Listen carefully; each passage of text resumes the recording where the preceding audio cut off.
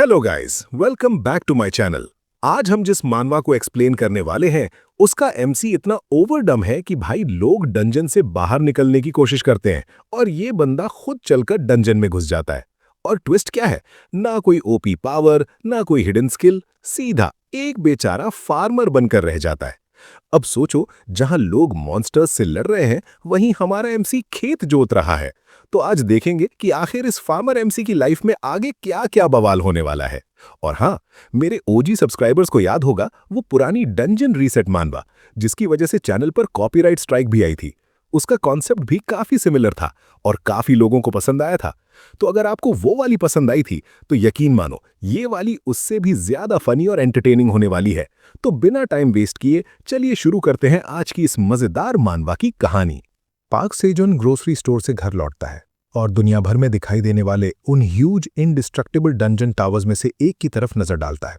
वो हमेशा उनमें से किसी एक को विजिट करने का सपना देखता था, क्योंकि जो एडवेंचरर्स इतनी हिम्मत करते हैं कि टावर्स को चैलेंज करें, वे यूनिक स्किल्स और आइटम्स कमा सकते हैं जो उन्हें अमीर बना देते हैं। लेकिन सभी एंट्री टिकट्स बड़े गिल्ड्स ने मोनोपोलाइज कर लिए थे और उनकी कीमत इतनी बढ़ गई थी कि कोई रेगुलर इंसान उसे अफोर्ड नहीं कर सकता था। इसलिए ये सिर्फ पार्क सेजन का एक सपना बनकर रह गया था, जिसके लिए उसने अपने सारे पैसे बचाए थे। जब वो अभी भी अपने थॉट्स में खोया हुआ होता है, तभी उसके पीछे एक पोर्टल बनने लगता है। वो होल लगातार बड़ा होता जाता है और सेजुन के डे ड्रीम टूट जाते हैं जब वो पीछे मुड़कर देखता है। डरने की बजाय वो खुशी से भर जाता है जब ब्लैक होल उसे अंदर खींचने की कोशिश करता है। वो पूरी तरह एक्साइटेड हो जाता है और तय करता है कि वो अपनी जिंदगी उस डंजन को क्लाइम करने में लगा देगा।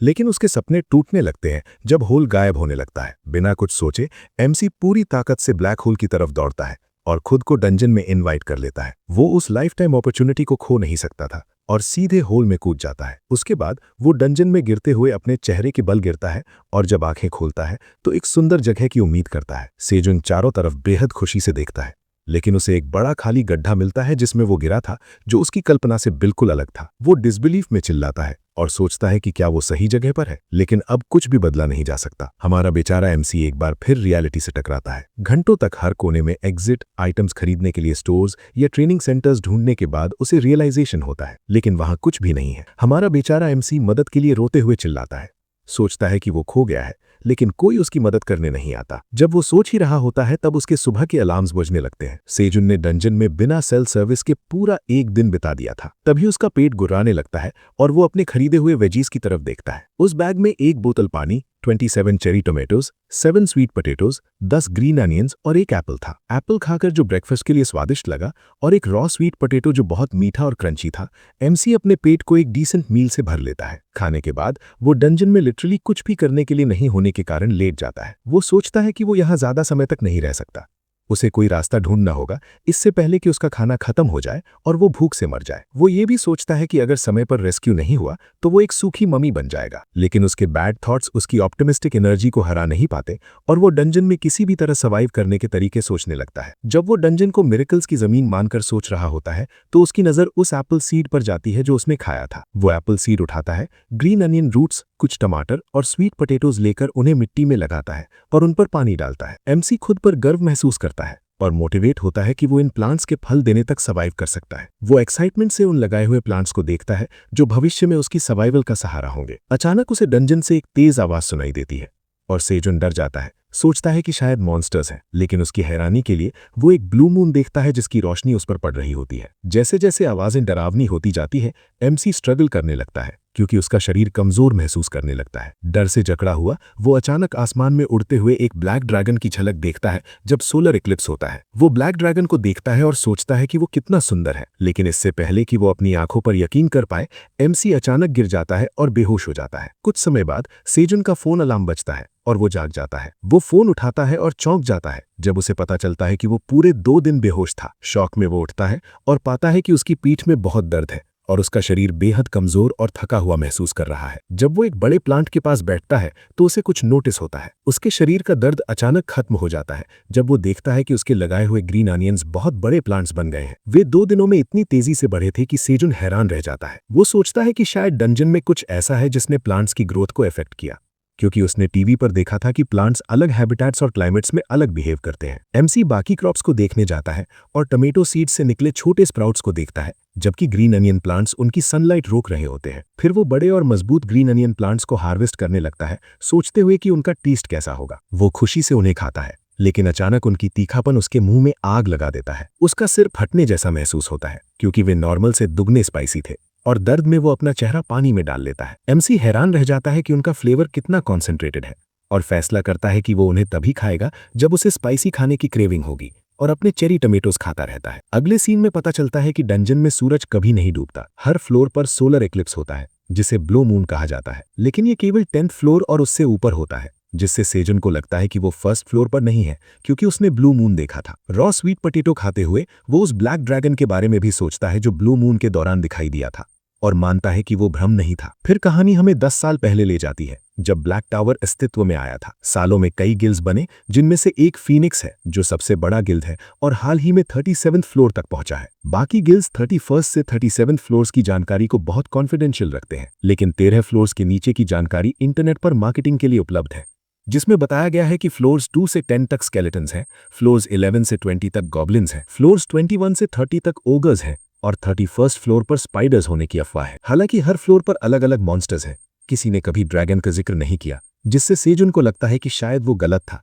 और वो सोचता है कि वो किस फ्लोर पर है। वो आसमान की तरफ देखता है और सोचता है कि शायद वो उस फ्लोर पर फंस गया है जहां टॉप वॉरियर्स भी नहीं पहुंच सकते। तभी उसके चेहरे पर कुछ टपकता है। वो सोचता है कि बारिश हो रही है। तभी एक छोटा सा क्रीचर सामने आता है। वो एक क्यूट सा बनी होता है जो उसे देख रहा होता है और उसकी तरफ कूदता है। वो बनी उसके सिर के ऊपर मंडराता है और ग्रीन अनियन प्लांट्स की तरफ भागता है। सेजुन समझ जाता है कि ये कोई नॉर्मल बनी नहीं है, और ग्रीन अनियन प्लांट काटकर उसे खाने के लिए देता है। जब वो बनी उसे खाता है, मकर प्लांट्स को देखता है जो और बड़े हो गए हैं, और सोचता है कि उसे उन्हें दिन में 2 बार ट्रिम करना पड़ेगा। तभी बनी ऐसा आवाज करता है जैसे वो किसी से बात कर रहा हो। ऐसा लगता है कि एक और बनी आ गया है उसके क्रॉप्स खाने के लिए। दूसरा बनी निंजा की तरह केव में कूदता है, क्लासी हैट और टाइनी एप्रन पहने, हाथ में वाटरिंग कैन लिए। ऐसा लगता है कि एक अडोरेबल फार्मर्स की टीम उसकी मदद करने आ गई है। सेजुन हैरान रह जाता है और समझ जाता है कि वे दोनों एक कपल है, मतलब हमारा अकेला एमसी डंजन में अब एक बनी कपल के साथ है। लगता है बनीज की लव लाइफ एमसी से बेहतर है। सूरज चमकता रहता है और प्लांट्स हर दिन बढ़ते रहते हैं। बनी कपल फील्ड्स में काम करने लगते हैं, ग्रीन अनियंस काटते हैं, पानी डालते हैं और गाते हुए साथ काम करते हैं। इन द मीनवाइल एमसी बैठकर उन्हें देखता है और सोचता है कि वे साथ में अच्छे लगते हैं। सोचते सोचते उसे समझ आता है कि बनी कपल उसके साथ रहना चाहता है। वो कंफ्यूज्ड हो जाता है और हेजिटेट करता है, लेकिन बनीज रहने के लिए डिटरमिन्ड होते हैं और उसे मनाने की कोशिश करते हैं। वे एक स्मार्ट ट्रिक अपनाते हैं, अपनी बड़ी चमकती आंखें और अडोरेबल चेहरे से उसे घूरते हैं, जिसे कोई भी मना नहीं कर सकता। एमसी उनकी क्यूटनेस से पिघल जाता है और आखिरकार मान जाता है, लेकिन वो एक कंडीशन रखता है। वो उन्हें फ्री में रहने नहीं देगा। वो उनसे फार्मिंग में मदद करने को कहता है, क्योंकि बनीज पहले से ही प्लांट्स को पानी दे रहे थे और ग्रीन अनियंस काट रहे थे। फार्मिंग ही उनका प्रोफेशन लगता है, इसलिए बनीज खुशी खुशी ऑफर स्वीकार कर लेते हैं। उनकी खुशी थोड़ी ज्यादा ही बढ़ जाती है जब बनीज उछलकर सेजुन के पास आते हैं और उसे एक बेहद अडोरेबल हग देते हैं, जिससे उसका दिल पिघल जाता है। ये अचानक कडल अटैक असल में बनी कपल की अल्टीमेट प्लान थी, उसे ट्रिक करने के लिए। एमसी को एहसास होता है कि वो उनकी क्यूटनेस के जाल में फंस गया है, लेकिन अंदर से वो खुशी से फट रहा होता है। थोड़ी देर बाद बनी ड्यूओ फिर से काम में लग जाता है और सेजुन नोटिस करता है कि वो किस तरह के इक्विपमेंट इस्तेमाल कर रहे हैं। उसे पता चलता है कि बनीज फार्मिंग में मैजिकल आइटम्स इस्तेमाल कर रहे हैं। हस्बैंड बनी एक ऐसा स्प्रिंकलर इस्तेमाल कर रहा है जो कभी पानी खत्म नहीं करता, जबकि वाइफ बनी एक मैजिक पॉकेट वाला एप्रन पहने हैं, जिससे जरूरत पड़ने पर सिजर्स और शवल जैसे टूल्स निकल आते हैं। एमसी को थोड़ी जेलसी होती है, क्योंकि वो इन मैजिकल आइटम्स को ना खरीद सकता है ना इस्तेमाल कर सकता है, लेकिन वो उन्हें पाना चाहता है। इसी बीच बनी कपल अपना काम खत्म कर लेता है और सेजुन उनके काम को इंस्पेक्ट करता है। वो देखता है कि स्वीट पोटैटोज अभी तक स्प्राउट नहीं हुए, लेकिन चेरी टमेटोज के प्लांट्स तेजी से बढ़ रहे हैं, जिससे वो सोचता है कि शायद ये सब बनीज और उनके मैजिक आइटम्स की वजह से हो रहा है। काम खत्म होने के बाद बनीज फिर से अपनी पपी आइज के साथ सेजुन की तरफ देखते हैं, पूछते हुए कि क्या वो उसके साथ रह सकते हैं। एमसी एक्साइटमेंट से अनाउंस करता है कि वो टेस्ट पास कर चुके हैं और बनीज खुशी से झूम उठते हैं। सेलिब्रेशन खत्म होने के बाद बनीज केव की दीवार के पास जाकर मिट्टी खोदने लगते हैं। वाइफ बनी एक छोटा सा सुंदर फ्लावर रीथ बनाती है उनके डोर के लिए, जबकि हस्बैंड बनी तेजी से एक छोटा और सुंदर घर बना देता है। छोटा सा घर देखकर सेजुन उसकी स्पीड की तारीफ करता है कि उसने पलक झपकते ही घर बना दिया। तभी वाइफ बनी चुपके से उसके पास आती है, उसके कंधे पर टैप करती है और एक टीजिंग स्माइल देती है। आखिर कपल को कुछ अकेला समय चाहिए। वाइफ बनी अपने हस्बैंड को खींचकर घर के अंदर ले जाती है और एमसी ऑकवर्ड होकर उसे लक विश करता है। अंदर ही अंदर वो जेलसी महसूस करता है, लेकिन खुद को समझाता है कि अब वो अकेला नहीं है। वो खुश होता है कि अब बनीज उसके साथ हैं और फार्मिंग में मदद करेंगे। कम से कम अब वो बोर्डम से नहीं मरेगा। वो आराम से ट्रिम्ड ग्रीन अनियन प्लांट्स पर लेट जाता है जो सॉफ्ट लगते हैं। जैसे ही वो आराम करने वाला होता है, प्लांट से धुआं निकलने लगता है। सेजोन अचानक उछल पड़ता है जब उसकी पीठ गर्म होकर जलने लगती है। एमसी तुरंत जमीन पर लुढ़कता है ताकि आग बुझा सके। इस केओस के बाद उसकी नज़र ड्राइड ग्रीन अनियंस पर जाती है जो जल चुके थे। वो पास पड़ी प्लास्टिक बॉटल को देखता है जो सनलाइट को रिफ्लेक्ट कर रही थी। अचानक उसके दिमाग में एक आइडिया आता है और वो ऐसे बिहेव करने लगता है जैसे सर्वाइवल ट्यूटोरियल वीडियो शूट कर रहा हो। वो ड्रामेटिक अंदाज में बताने लगता है कि ब्लैक टावर में सर्वाइव करना कितना मुश्किल है। वो प्लास्टिक बॉटल को लेंस की तरह इस्तेमाल करके सनलाइट को फोकस करता है ताकि फायर जला सके, लेकिन उसका ट्यूटोरियल फेल हो जाता है क्योंकि फायर नहीं जलती। पूरा दिन कोशिश करने के बाद भी सिर्फ स्मोक निकलता है और वो थक कर बैठ जाता है जैसे सब कुछ हार गया हो। लेकिन जब वो हार मानने वाला होता है, उसे एक छोटी सी उम्मीद दिखती है और वो फिर से कोशिश शुरू करता है। बनी कपल अपने छोटे से घर से बाहर आते हैं। खैर, ऐसा लगता है कि वाइफी बनी ने अपने हस्बैंड को पूरी तरह सक कर लिया था, एक चीकी स्मर्क देते हुए, जबकि बेचारा हबी बनी मुश्किल से चल पा रहा था। सेजुन की तरफ देखते हुए जो अपने डिलेमा पर सोच रहा है, और जब वो अपने अंदर की सारी हवा सूखी लीव्स पर छोड़ता है, आग जलाने की कोशिश करता है, तो वो फिर से बुरी तरह फेल हो जाता है। इस बीच बनीज उसकी मदद के लिए आते हैं और सेजुन हबी बनी से कहता है कि वो ग्रीन अनियन स्ट्रॉस पर हवा फूंके। बनी अपनी पूरी कोशिश करता है और अपने छोटे और डेलिकेट माउथ से हवा फूंकता है, जबकि सेजुन होप और एक्साइटमेंट के साथ प्लास्टिक बॉटल को पूरी कंसंट्रेशन से पकड़ता है और पूरी ताकत से चैंट करता है कि वो डैम आग जल जाए। आखिर में उसकी सारी मेहनत काम आ जाती है क्योंकि सूखी लीव्स में बड़ी आग लग जाती है और हमारा एमसी बहुत खुश हो जाता है। अब जब ब्लेजिंग आग तैयार है, सेजुन अपने स्टेडी हैंड से ग्रीन अनियंस को फ्लेम्स पर पकाता है। वो अपने ग्रीन अनियंस ग्रिल करता है जितना एक्साइटेड कभी नहीं हुआ। वो जली हुई आउटर लेयर को हटाता है और आखिरकार ब्यूटीफुली कुक्ड ग्रीन अनियंस को खाता है। जैसे ही वो एक बाइट लेता है, उसकी रीढ़ में एक झटका सा महसूस होता है। जो ग्रीन अनियंस पहले बहुत स्पाइसी थे, अब वे बेहद स्वीट लगते हैं। गरम फ्रेशली कुक्ड फूड खाते हुए उसकी आंखों में स्पार्कल दिखती है और उसके चेहरे पर खुशी दिखती है। ग्रीन अनियंस की स्वीटनेस उसके दिमाग में बाउंस कर रही होती है। उसका टेस्ट उसे ऐसा महसूस कराता है जैसे वो दुनिया के टॉप पर हो, और उसकी इमेजिनेशन वाइल्ड हो जाती है, जैसे उसकी टंग पर एक वाइल्ड ग्रीन हॉर्स बड़े प्लेन्स में दौड़ रहा हो। मतलब उसकी इमेजिनेशन थोड़ी वियर्ड है, लेकिन चलो सह लेते हैं क्योंकि एमसी ने लंबे समय बाद अच्छा खाना खाया है। बनीज एमसी को खाते हुए देखते हैं और क्यूरियस हो जाते हैं, तो वे भी अपने ग्रीन अनियंस रोस्ट करना शुरू कर देते हैं। एक बाइट लेते ही बनीज उस स्वीट और टेस्टी ग्रीन अनियंस के दीवाने हो जाते हैं, उसके रिच टेस्ट से खुश हो जाते हैं। जैसे जैसे सेजुन की सर्वाइवल डायरी आगे बढ़ती है, ये काफी समय बाद था जब उसने डंजन में पेट भरकर गर्म फ्रेश मील खाया था सोने से पहले। अगले दिन एमसी अपने बेड पर उठता है जो ग्रीन अनियन स्ट्रॉज से बना होता है। वो खुद को स्ट्रेच करता है और फ्रेश पॉन्ड वाटर से अपना चेहरा धोता है। फील्ड की ओर बढ़ते हुए वो देखता है कि उसके प्लांट्स काफी बड़े हो गए हैं, ग्रीन अनियंस ट्रिम हो चुके हैं और चेरी टोमेटोज जो बड़े प्लांट्स बन चुके हैं उन्हें पानी दिया गया है। सारा काम हो चुका है। जब मॉर्निंग चेकलिस्ट पूरी हो जाती है, एमसी खुश महसूस करता है। सेजुन फिर डंजन में हाल ही में हुई चीजों की स्टोरी बताता है। उसने वोवन ग्रीन अनियन स्ट्रॉस से टॉर्चेस बनाना सीख लिया था ताकि केव को रोशन किया जा सके, क्योंकि ज्यादा लाइट होने से उन्हें केव की ज्यादा स्पेस यूज करने में आसानी होती है। खैर, सेजुन ने धीरे धीरे डंजन में सर्वाइव करने के क्रिएटिव तरीके ढूंढ लिए, बिल्कुल एक केव पर्सन की तरह। पॉन्ड की ओर चलते हुए वो वहां टॉर्चेस लगाने का फैसला करता है क्योंकि उस एरिया में ज्यादा अंधेरा होता है। जब सेजुन और बनीज इस आइडिया से अग्री करते हैं, तभी एमसी पॉन्ड में कुछ नोटिस करता है क्योंकि पानी में बबल्स बनने लगते हैं। अचानक एक पिराना फिश पानी से बाहर कूदती है, जिससे वो डर जाता है। जैसे ही वो चिल्लाता है, फिश जमीन पर गिरती है और सर्वाइव करने के लिए फड़फड़ाने लगती है। सेजुन सोचता है कि उसने पहले कभी पॉन्ड में फिश नहीं देखी थी और मानता है कि फ्लेम्स की लाइट ने उनका अटेंशन खींचा होगा। इन सब थॉट्स के बावजूद एमसी को एहसास होता है कि अब उसे केव में खाने के लिए प्रोटीन मिल गया है और उसे सिर्फ वेजिटेबल्स पर डिपेंड नहीं रहना पड़ेगा। बिना देर किए वो तुरंत फिश को ब्लेजिंग आग पर पकाना शुरू कर देता है, ग्रीन अनियन लीव्स में लपेटकर, और टेस्टी प्रोटीन मील एंजॉय करता है, जबकि बनीज उसे खाते हुए देखते हैं। वो फिश से अपना ध्यान हटाकर बनीज की तरफ देखता है, जो उस टेस्टी फिश को देखकर लार टपका रहे होते हैं, और उनसे पूछता है कि क्या वे भी इसे खाना चाहते हैं। इसलिए वो समझता है कि ये ऑर्डिनरी बनीज नहीं, बल्कि डंजन मॉन्स्टर्स हैं, और उनके साथ मील शेयर करता है। कुछ दिनों बाद ब्लू मून फिर से डंजन में दिखाई देता है। जैसे एमसी अपनी स्टोरी सुनाता रहता है, हमें पता चलता है कि टावर में कई दिन बिताने के बाद सेजुन ने ऑब्जर्व किया कि ब्लू मून हर 30 दिनों में उगता है, यानी लगभग हर महीने। इतने समय तक वो अपने फोन और लैपटॉप में डंजन के दिनों को काउंट कर रहा था, लेकिन आखिरकार उसकी बैटरीज खत्म हो जाती हैं। केव में फोन या इलेक्ट्रिसिटी की कोई सुविधा न होने के कारण वो एक पत्थर से केव की दीवार पर निशान बनाना शुरू करता है, डेट्स को रिकॉर्ड और ट्रैक करने के लिए। ऐसा लगता है कि डंजन में पहले ही 61 दिन बीत चुके थे और एक भी दिन ऐसा नहीं गया जब उसने दीवार पर निशान न बनाया हो। अब काफी समय से केव में रहते हुए सेजुन एक प्रॉपर रूटीन फॉलो कर रहा था, और अच्छी बात यह थी कि बनीज अपने स्केड्यूल को लेकर बहुत स्ट्रिक्ट थे। सुबह 5 बजे उठना और शाम 6 बजे शार्प सो जाना। जब सेजुन फिश पका रहा होता है, तब कोई भी उसकी मिडनाइट रूटीन को डिस्टर्ब नहीं करता और वो अपनी शांति बनाए रखने के लिए बनीज के रूटीन को फॉलो करता है।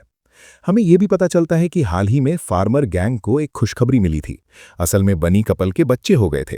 जैसे ही हबी डोर खोलता है, 5 अडोरेबल बेबी बनीज घर से बाहर भागते हुए निकलते हैं और सेजुन पर कूद पड़ते हैं, और एमसी खुशी खुशी उन्हें अपनी टीम में वेलकम करता है।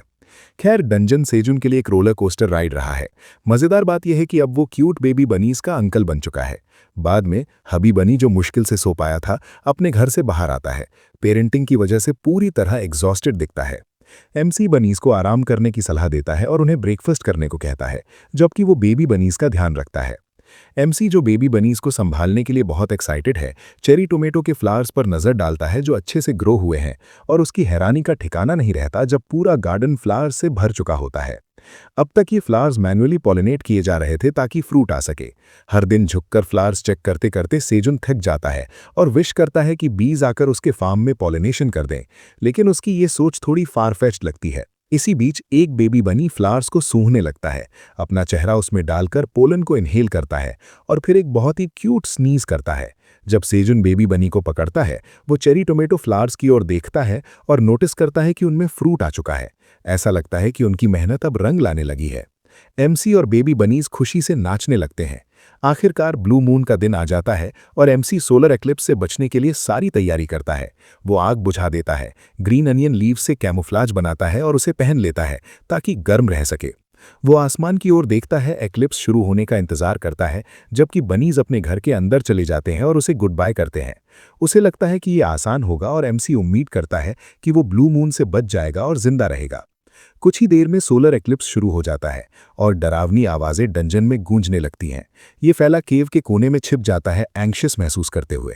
जैसे ब्लू लाइट केव में फैलती है, वो डर के मारे कोने में बैठ जाता है और अपने कानों को हाथों से ढक लेता है ताकि आवाजें बंद हो जाएं।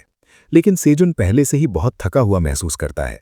वो छिपा रहता है, सोचते हुए कि उसने पहले ही सारी स्मेली चीजें रटा दी थीं ताकि किसी भी ट्रबल से बच सके। ब्लू मून के खत्म होने का इंतजार करते हुए उसे लगता है कि समय रुक गया है और बहुत धीरे धीरे बीत रहा है। जैसे हाउलिंग और स्क्रीसिंग जारी रहती हैं, एमसी डर के मारे कांपने लगता है क्योंकि उसे दूर से आवाजें सुनाई देती हैं। जिंदा बचने की उम्मीद में अचानक उसे एक जोरदार आवाज सुनाई देती है जो केव की ओर बढ़ रही होती है। डर के मारे वो सोचता है कि ये आवाज कहां से आ रही है। तभी हमें पता चलता है कि एक बहुत बड़ा लाल मॉन्स्टर बड़े बड़े क्लॉज के साथ, जो इंसान को टुकड़ों में काट सकता है, केव की ओर आ रहा है। असल में वो एक अग्रेसिव बैर होता है जो केव के ऊपर खड़ा है और सेजुन को देख रहा है। जैसे ही एमसी उस मॉन्स्टर को देखता है, उसका दिल तेजी से धड़कने लगता है। जब रेड मॉन्स्टर उसे घूरता है, वो डर के मारे कांपने लगता है। भागने का कोई रास्ता न होने पर वो स्मार्ट बनने की कोशिश करता है और अंदर कोने में छिपने लगता है। बैर के नोटिस करने से पहले सेजुन धीरे धीरे स्टेल्दी तरीके से सरकता है। सब कुछ सही चल रहा होता है, लेकिन जैसे ही वो अपना बैग उठाता है, अचानक उसके बैग की सारी चीजें जमीन पर गिर जाती हैं। उसका लैपटॉप, चेरी टोमेटोज और वाटर बॉटल सब गिर जाते हैं और ऐसा लगता है कि अब एमसी खत्म हो गया। अब भागने का कोई रास्ता नहीं। सेजुन डर से जड़ हो जाता है। जैसे ही वो ऊपर देखता है, वो बैर को केव में कूदने की कोशिश करते देखता है। एमसी जोर से चिल्लाने लगता है और मॉन्स्टर अपने बड़े फैंग्स के साथ उसकी ओर कूद पड़ता है। लगता है रेड बैर को अपना फ्रेश मील मिल गया। बाद में सेजुन जमीन पर बेहोश पड़ा मिलता है और बनीज उसके आसपास इकट्ठे हो जाते हैं और उसे जगाते हैं। बेहोशी की हालत में वाइफी बनी उसे एक जोरदार थप्पड़ मारती है और उसे जगा देती है। जैसे ही वो पागलों की तरह चिल्लाते हुए उठता है, उसका दिमाग तुरंत उस पल पर चला जाता है जब वो भालू द्वारा लगभग मारा गया था। ऐसा लगता है कि सेजुन काफी लंबे समय तक बेहोश रहा, क्योंकि उसके शरीर का हर हिस्सा बुरी तरह दर्द कर रहा है। उस पल को याद करते हुए जब मॉन्स्टर गुफा में आया था, उसकी ओर छलांग लगाते हुए और लगभग उसे मार ही देता, वो सिहर उठता है। जैसे ही ये ख्याल उसकी रीढ़ में ठंडक भर देता है और वो डर से कांपने लगता है, बनीज आग जला देते हैं, जबकि सेजुन खुद को गर्म करता है और हरे प्याज के तिनकों से बनी कंबल से खुद को ढक लेता है। फिर बनी कपल उसके साथ बैठते हैं और उसे गले लगाकर आरामदायक और गर्म महसूस कराते हैं। आग के पास बैठकर वाइफी बनी उसके लिए मछली पकाती है। ताज़ा पके हुए खाने को खाते हुए वो कई संभावनाओं के बारे में सोचता है कि रेड मॉन्स्टर यहाँ कैसे आया। शायद उसने इस जगह को महसूस किया होगा या किसी दूसरे मॉन्स्टर की एनर्जी महसूस करके चला गया होगा, या शायद वो छोटी गुफा के मुंह में फिट नहीं हो पाया। मेरा मतलब है, उस मॉन्स्टर के पास उसे मारने का पूरा मौका था, तो शायद किसी ने उसे बचाया। फिर भी वो खुद को जिंदा बचने के लिए लकी मानता है, लेकिन वो ये भी सोचता है कि ये ट्रेजेडी फिर से हो सकती है और वो अपनी जान खो सकता है। अपनी आधी खाई हुई मछली को पकड़ते हुए वो अपनी ऑप्टिमिस्टिक एनर्जी इकट्ठा करता है और डंजन में अब तक की अपनी प्रगति पर गर्व महसूस करता है। इसलिए वो हार न मानने का फैसला करता है और जीने के लिए अच्छा खाने का संकल्प लेता है। इसी बीच बनी उसे इशारा करता है, जैसे उसे कुछ बताने की कोशिश कर रहा हो। जैसे ही वे सभी फार्म की ओर चलते हैं, वे एक बड़ा नीला टमाटर देखते हैं। ये देखकर कि वो रातों रात उग गया, सेजुन आश्चर्य से नीले टमाटर को देखता है। जिज्ञासुवश वो उस नीले फल को तोड़ लेता है। अचानक उसके सामने एक स्क्रीन प्रकट होती है। ऐसा लगता है कि जो नीला टमाटर सेजुन ने हार्वेस्ट किया है, वो ब्लू मून एनर्जी से भरा हुआ है। एक नज़र में वो पहचान लेता है कि ये एक नोटिफिकेशन विंडो है। ये नोटिफिकेशंस पहले वाले ब्लैक ड्रैगन द्वारा भेजे जा रहे हैं, जो डंजन का एडमिनिस्ट्रेटर भी है। एडमिनिस्ट्रेटर उसे बताता है कि वो उसे ध्यान से देख रहा है, उस पर नाखुश है और उसकी रिमार्केबल अचीवमेंट पर गर्व महसूस करता है। जब सेजुन इन मिलेजुली भावनाओं को समझने की कोशिश करता है, तब डंजन एडमिन एक डार्क ट्रूथ बताता है जो उसे नहीं पता था। एडमिनिस्ट्रेटर कहता है कि हमारा एमसी डंजन में एक अनइनवाइटेड गेस्ट है, जिसका मतलब है कि वो कभी अवेकन नहीं हुआ था और ये एक गलती थी कि वो टावर में खिंच गया। ये सुनकर उसकी दुनिया उलट-पुलट हो जाती है और वो इस सोच से टूट जाता है कि डंजन में उसकी एंट्री एक मिस्टेक है। सोचने वाली बात यह है कि हमारा एमसी खुद ही ब्लैक होल में कूद गया था क्योंकि उसे डंजन्स रेड करने का जुनून था, तो ये पूरी तरह एडमिन की गलती नहीं है। जैसे ही उसे इस बकवास से छुटकारा पाने का मन होता है, हमारा एमसी गुस्से में आ जाता है क्योंकि वो पिछले 30 दिनों से फार्म पर बहुत मेहनत कर रहा था। गुस्से से फटते हुए सेजुन मांग करता है कि अगर उसकी एंट्री डंजन में एक मिस्टेक है तो उसे घर वापस भेज दिया जाए। कुछ देर बाद एक और नोटिफिकेशन आता है और ड्रैगन उसे मारने की धमकी देता है ताकि एडमिनिस्ट्रेटर की गलती का सबूत मिटाया जा सके। स्क्रीन के जरिए चिल्लाते हुए हमारा एमसी साफ कर देता है कि फार्म पर उसकी प्रोग्रेस के बाद उसे हटाया नहीं जा सकता। ज्यादा उत्तेजित होकर हमारा एमसी अपनी आवाज के लहजे पर दोबारा सोचता है और खुद को शांत करता है। थोड़ी देर में एक और नोटिफिकेशन आता है और इस बार ये उसे मारने के बारे में नहीं होता। डंजन ड्रैगन आखिरकार उसके लिए कुछ अच्छा करता है और उसे अवेकन करने का फैसला करता है। उसके आसपास सब कुछ जादुई हो जाता है। सेजुन इस खबर से चौंक जाता है कि उसे आधिकारिक रूप से अवेकन किया जा रहा है, जो उसके लिए एक बड़ी जीत है। हालांकि बात यहीं खत्म नहीं होती जब एडमिनिस्ट्रेटर्स उसे एक ऑक्यूपेशन देते हैं। वो बड़ी चमकती आंखों से स्क्रीन को देखता है, उम्मीद करते हुए कि उसे विज़र्ड बनाया जाएगा क्योंकि वो बहुत स्मार्ट है। एडमिन उसकी उम्मीद तोड़ देता है। दुर्भाग्य से उसे फार्मर बनने के लिए असाइन किया जाता है। ये और भी बुरा हो जाता है जब अनोइंग डंजन ड्रैगन उसके ऑक्यूपेशनल ट्रेट्स गिनाता है, जिसमें शामिल है कि वो बीमार नहीं पड़ेगा, नेचर के साथ दोस्ती करेगा और क्रॉप्स हार्वेस्ट करके रिवॉर्ड्स कमाएगा। अविश्वास में डूबा हुआ अब वो आधिकारिक रूप से एक फार्मर है और ऐसा लगता है कि उसकी किस्मत पहले ही तय हो चुकी है। कुछ देर बाद वो स्क्रीन पर अपनी स्टेटस रिकॉर्ड देखता है, जो उसके टैलेंट के अनुसार एक एवरेज जो जैसा है। एक ऑर्डिनरी पर्सन का टाइटल पाकर वो खुद को एक टीवी शो में इमेजिन करता है, जहां होस्ट उसे एक एवरेज जो के रूप में इंट्रोड्यूस करता है जिसने डंजन क्लियर किया, और वो गर्व से कहता है कि वो एक फार्मर है। खुद को उस क्रिंजी सिनेरियो में इमेजिन करते हुए वो डिसबिलीफ में चिल्लाते हुए रियलिटी में वापस टेलीपोर्ट हो जाता है। इतनी स्ट्रॉन्ग इमोशंस के साथ वो फ्रस्ट्रेशन में उस ब्लू मैजिक टोमेटो को जमीन पर स्मैश करने की कोशिश करता है, लेकिन रुक जाता है जब वो बनी गैंग को शॉक में उसे टैंट्रम्स करते हुए घूरते हुए देखता है। हमारा एमसी फिर अपने फार्म को देखता है, जिसे उसने बहुत मेहनत से ग्रो किया था। उस ब्लेजिंग फायर को जो मील्स कुक करता है, और तब उसे रियलाइज होता है कि वो इस डंजन में सर्वाइव और एक्सप्लोर करते हुए कितना आगे आ चुका है। फार्म पर एक ब्लिसफुल नज़र डालते हुए वो अपनी फेट को एक्सेप्ट करता है, सोचता है कि क्या उसे पूरी जिंदगी फार्मर बनकर जीना चाहिए। इसी बीच स्क्रीन पर एक और नोटिफिकेशन आता है जो ब्लू मैजिक टोमेटो के बारे में इंफॉर्मेशन देता है। हमें पता चलता है कि ब्लू मैजिक टोमेटोज टेस्ट और न्यूट्रिएंट से भरे होते हैं। उन्हें कंज्यूम करने पर मैजिक परमानेंटली 0.05 पॉइंट्स बढ़ता है। Grown by Sejun park.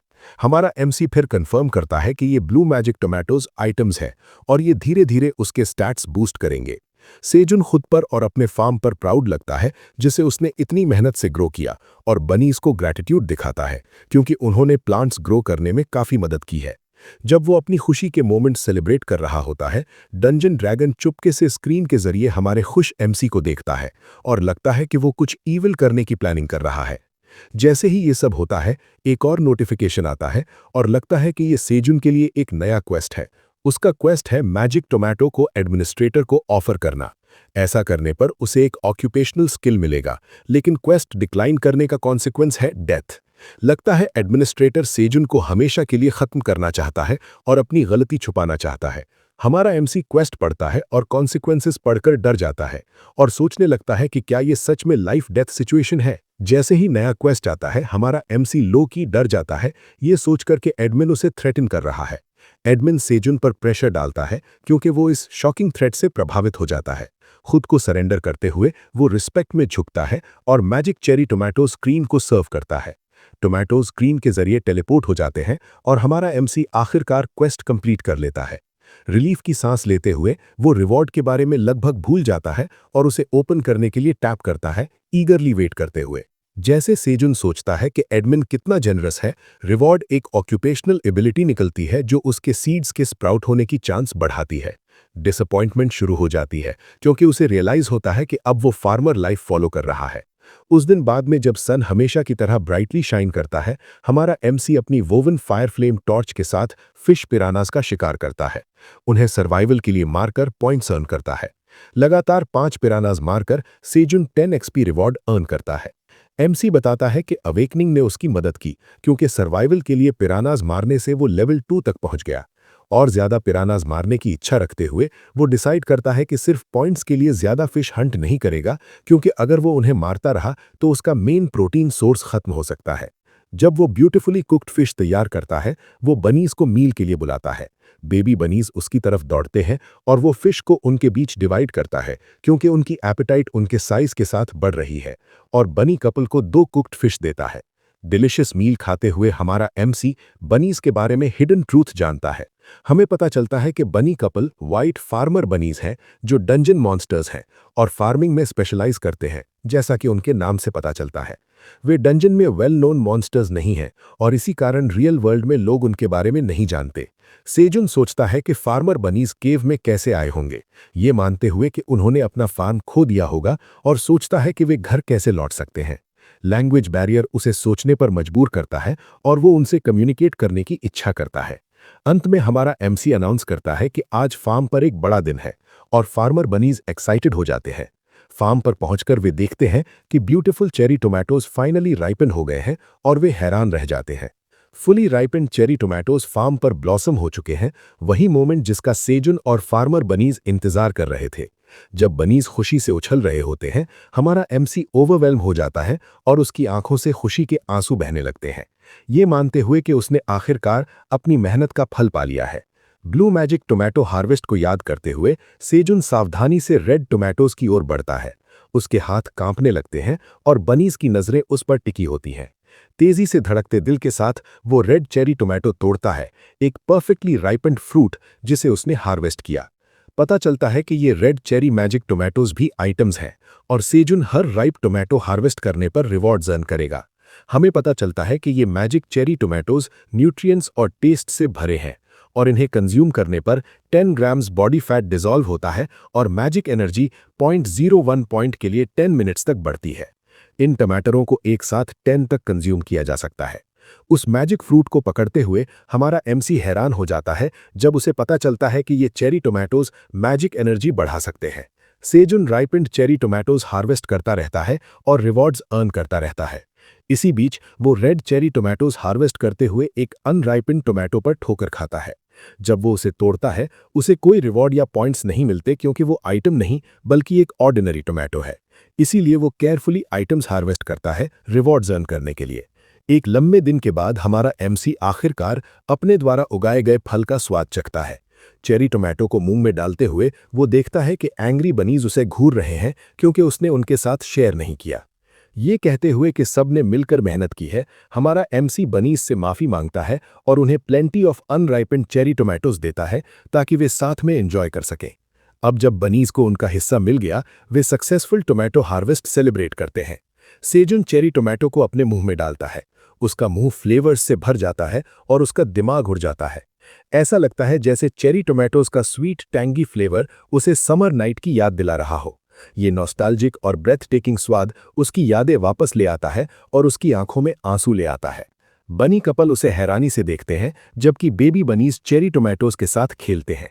इसी बीच व्हाइट फार्मर बनीज अपने चेरी टोमेटोज को स्टोरेज में ग्रीन अनियन प्लांट से ढककर सुरक्षित रखते हैं। जब वे सब साथ में काम कर रहे होते हैं, सेजन इस एडोरेबल नज़ारे को देखता है जहां बच्चे पेरेंट बनीज की मदद कर रहे हैं चेरी टोमेटो स्टोर करने में, ये सोचते हुए कि आखिर वे फार्मा बनीज के बच्चे ही हैं तो ये सब उनके खून में है। थका हुआ महसूस करते हुए वो उनके अच्छे काम की तारीफ करता है और आखिरकार अपने कम्फी बेड पर सो जाता है ग्रीन अनियन स्ट्रॉस से बने ब्लाइंडफोल्ड के साथ, ताकि अगला दिन प्रोडक्टिव हो, और जल्द ही गहरी नींद में चला जाता है। इसी दौरान जब वो अच्छी नींद ले रहा होता है, एक नया क्वेस्ट आ जाता है।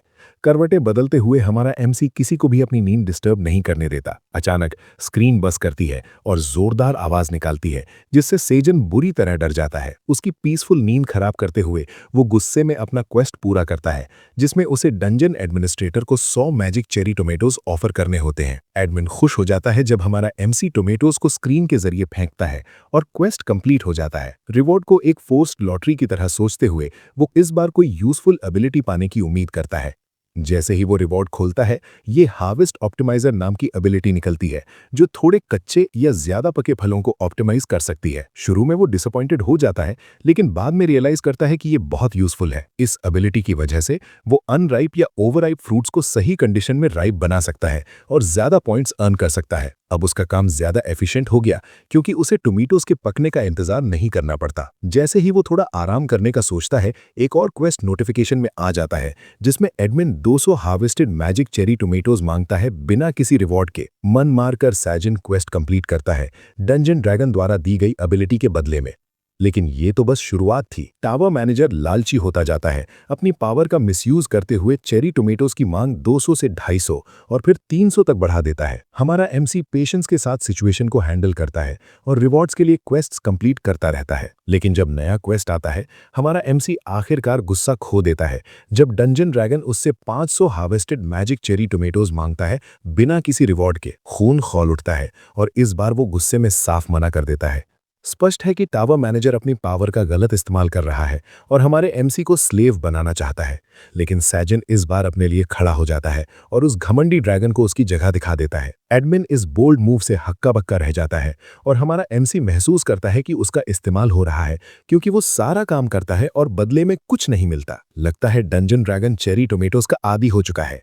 ये पहली बार था जब सैजन ने एडमिन का ऑर्डर ठुकराया और उसने इसे अपनी सर्वाइवल डायरी में लिख लिया। एडमिन को झटका देते हुए हमारा एमसी उस पर भड़कता है, ये कहते हुए कि उसने पहले ही सैकड़ों चेरी टोमेटोज ले लिए हैं और अब उसे खुद और बनीज के लिए भी चाहिए। ये सुनकर एडमिन कहता है कि वे अपनी समस्या खुद संभालें और 500 टोमेटोज वाला क्वेस्ट वापस नहीं लेता। मुस्कुराते हुए हमारा एमसी अपनी मुट्ठी भींचता है और कहता है कि उसने फार्म पर बहुत मेहनत की है इन टोमेटोज को उगाने के लिए। आग में घी डालते हुए एडमिन उसकी मेहनत का अपमान करता है और कहता है कि उसे सिर्फ सीड्स बोने होते हैं। वो उसे ये भी कहता है कि इतना बड़ा मुद्दा ना बनाए और क्वेस्ट पूरा करे। इन रूड बातों से हमारा एमसी और गुस्सा हो जाता है और फिर से क्वेस्ट ठुकरा देता है। निडर होकर वो एडमिन की सभी नोटिफिकेशंस इग्नोर करता है और अपना काम जारी रखता है। एडमिनिस्ट्रेटर सैजन को मैनिपुलेट करने लगता है, ये पूछते हुए कि क्या वो सच में क्वेस्ट डिक्लाइन करना चाहता है और उसे मारने की धमकी देता है। इसी दौरान सैजन और बनीज ग्रीन अनियंस काटते हैं, फिश पकाते हैं और बनीज चेरी टोमेटोज लेकर आते हैं खाने के लिए। जब एडमिन लगातार उसे ब्लैकमेल करता रहता है, सैजन गुस्से में साफ कह देता है कि वो अपनी मेहनत से उगाए गए फल किसी ऐसे इंसान के साथ शेयर नहीं करेगा जो उसकी मेहनत को सिर्फ सीड्स बोना समझता है। है। टावर मैनेजर फिर से कहता है कि उसका काम आसान है और उसे ऑर्डर फॉलो करना चाहिए क्योंकि उसके पास पावर है। अपने फैसले पर अडिग रहते हुए हमारा एमसी फिर से मना कर देता है और रीजन बताता है। वो कहता है कि एडमिन उसकी मेहनत की कदर नहीं करता और उसे एक्सप्लॉइट करता है। आखिरकार वो सच बोल देता है कि एडमिन भले ही पावरफुल हो, लेकिन असल में वो एक ईविल कॉर्पोरेट बॉस की तरह है जिसके पास कोई फीलिंग्स नहीं है। ड्रैगन इस सच्चाई को सह नहीं पाता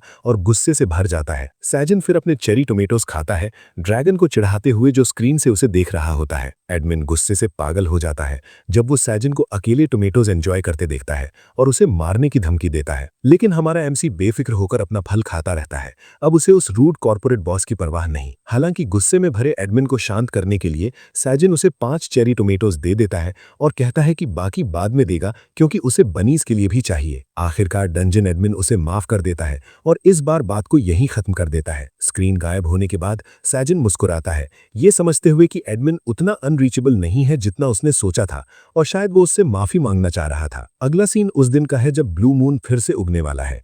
हमें पता चलता है कि सैजन डंजन में 91 डेज बिता चुका है और ये चौथा ब्लू मून है। वो फिर से तैयारी करता है और केव के कोने में छिप जाता है, खुद को ब्लैंकेट और ईएमएफ से ढककर। वो एक चेरी टोमेटो खाता है, ये उम्मीद करते हुए कि इसकी मैजिक उसे मॉन्स्टर्स की चीखों से बचाएगी। डरते हुए वो पिछले बार की घटना को याद करता है और चाहता है कि ये जल्दी खत्म हो जाए।